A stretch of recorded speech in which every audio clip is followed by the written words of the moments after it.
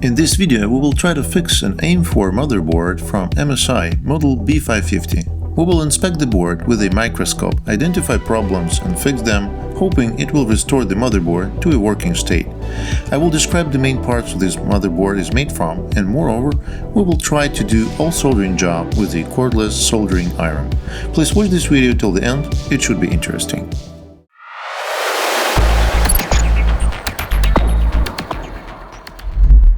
Hi everyone! Today on the bench we have MSI B550-A PRO. This is MS7C56 version 2.3. So this motherboard was very popular during the COVID in 2020. It was released in 2020 and it was a good substitution for office computers in that period. So this board has no Wi-Fi.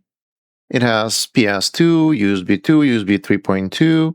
It has a sound on the board, Ethernet controller, flashback BIOS button. Earlier, these boards had brown PCB background color, but it was changed, as I remember, to a nice looking gray and black color. So the board has unusual PCB recess near the SATA headers. It was made for more space for cable management in a computer case. So this board has 10 plus 2 plus 1 power stages. It's 10 phases for V-core, 2 phases for SoC, and 1 phase for VDDP.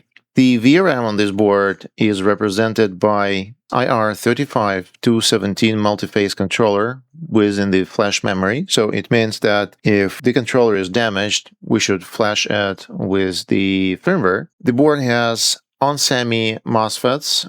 The upper MOSFET supports 46 amps and lower is 78 amps. The MOSFETs are derived by the IR3598 doublers. There's a 4 doublers on the back and 2 doublers on the front side under this heatsink. The SIO of this board is a Nuvoton NCT6687D. Basically, this is an 8-bit microcontroller which controls the board power-up sequence and overall health of all the peripheral devices on the board. BIOS, 1.8 volts, 16 megabytes chip. Flashback was chip from FinTech. Well, the location of this chip near the upper PCI Express slot is a reason why it was often damaged and the flashback button stops working on this board.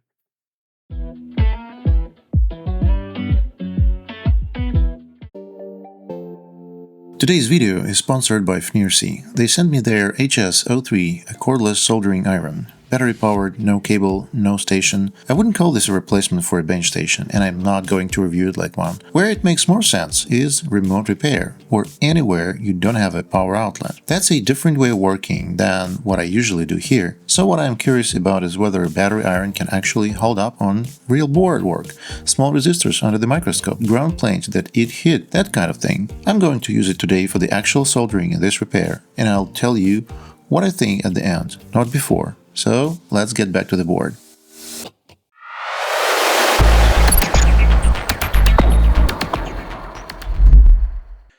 So, as usual, let's quickly check the resistances on the main power rails using the ATX 24-pin connector. And we can follow on and make a test power on. So, let's start with 3.3 volts. And we have kilo ohms here, 5 volts. Almost, okay, kilo ohms, no short, 12 volts. Kilo ohms, 5 VSB, 938 ohms, minus 12 mega ohms, no short. Then we'll have 12 volts CPU. Here we have kilo ohms as well, and the 12 volts to V core, mega ohms, 12 volts to SoC. Okay, normal. Then we have VDDP. We have a mega ohms as well, 2.5 volts, 1.3 kilo ohms, 5 volts, kilo ohms as well. This is probably 0.6 volts for the memory, kilo ohms. And I guess that's it. So let's try to power it on. So we're going to use Ryzen 3200G as our testing CPU.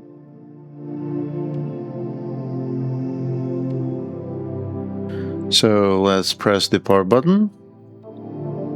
And we have no reaction at all. Okay, do we have a voltage on the power button? Let's check.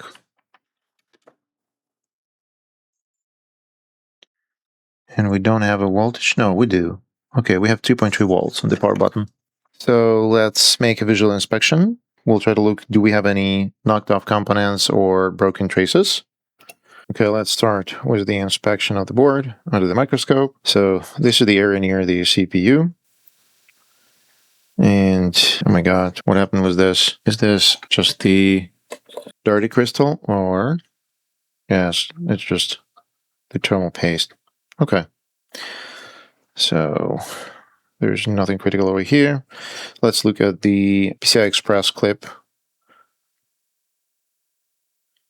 And I don't see any scratches on the PCB layer, so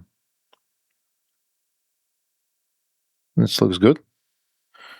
The bias chip definitely was not desoldered from here. Okay, TPM header. Then let's move to the SIO. And, oh, I see that. So we have a knocked off component near the SIO from this side, right here. Another one I see over here. This resistor is actually damaged. I see there's a damage to the package. This resistor is damaged as well, but I'm not sure if it's working or not, so we need to check the resistance. Definitely this one knocked off. This one is maybe damaged, maybe not, I'm not sure. I think that there's no component right here, but this resistor doesn't look good for me. So we need to check those resistors. They may be damaged and not working, and I bet that it's better to replace them. Do we have any other damages in this board? So this is the RTC area. And the RTC area looks normal. So that's the area of the power button. That's the power connector. That's the memory voltages. The area under the CPU. So those are the PCI Express caps. And they all present. Well, I'm quite concerned about this one, but it doesn't look that there was a component here. So all components here is present. We have a standalone resistor 2.2 ohms, and it's present and looks good. Okay, so let's check about this resistor. This resistor is R343. This is a 2.5 kilo ohms resistor, and it's responsible for the input of 5VSB DET signal, which is used for 5-volt standby power detection by the SIO. So since the resistor is knocked off, the SIO thinks we have no 5VSB and therefore it does not initiate power on sequence. I guess this is the culprit. This is one of the main resistors which can prevent the board from startup. And another one right here, should be a resistor of 1 kilo ohm, and this resistor is for P80 enable signal for the SIO. I'm not sure what does it mean. This resistor should be 10 kilo ohms, and let's check if it's still alive or not. Let's check if this resistor is okay, and this resistor is 6.7 kilo ohms. Okay. I'm not sure this is because of the damage, but I guess it's okay. There's a knocked off resistor. The knocked off resistor disconnects data path from the audio codec into the CPU. SDIN0 is how the audio codec talks back to the chipset. Microphone input, jack detection, and every response to commands the chipset sends. So if this line is cut, the chipset asks the codec questions and never hear an answer. So Windows sees no audio device at all. It looks like a dead codec, but the codec is fine. It's just the answer cannot get to the CPU because here we have a broken path. Let's check the resistors. Okay, let's check this. We have a, 1 kilo ohm here. Nice. 682 ohms. 2.6 kilo ohms, so it's normal. Okay, so this resistor should be 22 kilo ohms, and I have it mega ohms readings on it, so this resistor is damaged.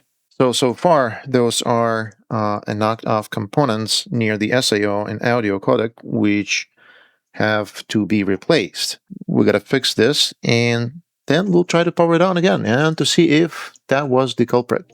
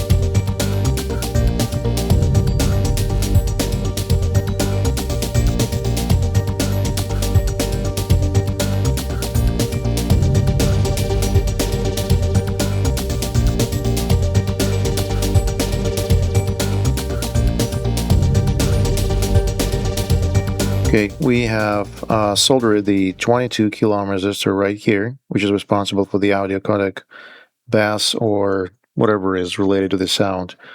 We have soldered 22 ohms resistor right here, soldered a couple of resistors, the 1 kilo ohm resistor here, 10 kilo ohm resistor here, 2.55 resistor over here. So I grabbed this resistor from the donor board since I don't have a resistor of 2.55 kilo ohms. This resistor should be precisely this value, so I have 2.4 and 2.6, but that's the resistor divider here, and it provides exactly 1.5 volts to the some pin of the SIO, and this pin is 5 VSB detection. I guess we can try to power on and see if it helped. Before we power the board on, let me give you my review. So now about the cordless soldering iron from NCT, which they provided free of charge for a honest review. I was skeptical about cordless irons going in, but being honest with you, I'm impressed. We repaired this entire motherboard with this iron alone, no hot air, no station, and I never turned it off during the repair. It still got more than 2/3 of a charge. I wouldn't replace my station with it, but this is a must-have tool if you do repairs on the go. Power outage or bulky electronics you can bring to the bench. Say you've got a large TV on the second floor and you need to replace a fuse on the board. In that situation, this iron is a real time saver. One note, there is no tool included to change the tips. So I'm not sure how often you need to swap tips in the field, but if you do, something for that would be handy. Overall, a very useful tool if you repair electronics on the go, if you've got projects here and there, or as a backup iron if you get frequent power outages. Links down in the description so you can check this iron out yourself. Trust me, if you do any soldering, this thing is worth a look. Okay, so let's power it on and see what happens.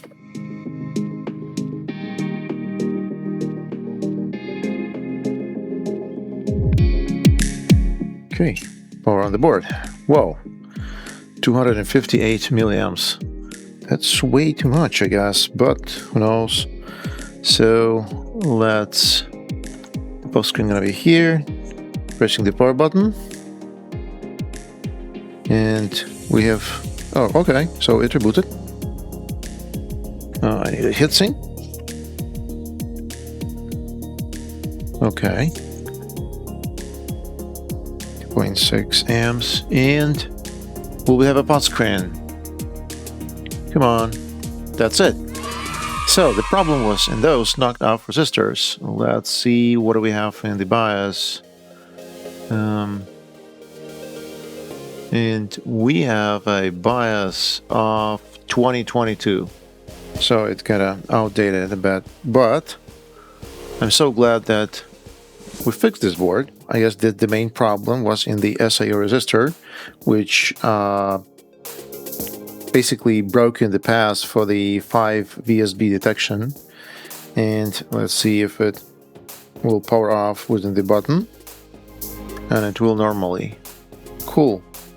So another problem was in the audio codec, so that's what we will have to test as well. But in overall, I guess, so this board is fixed, and I'm so glad with it. This is it for today's repair. If you like this content, please hit subscribe and like. Leave your comments. I always try to answer all of them. See you in the next video.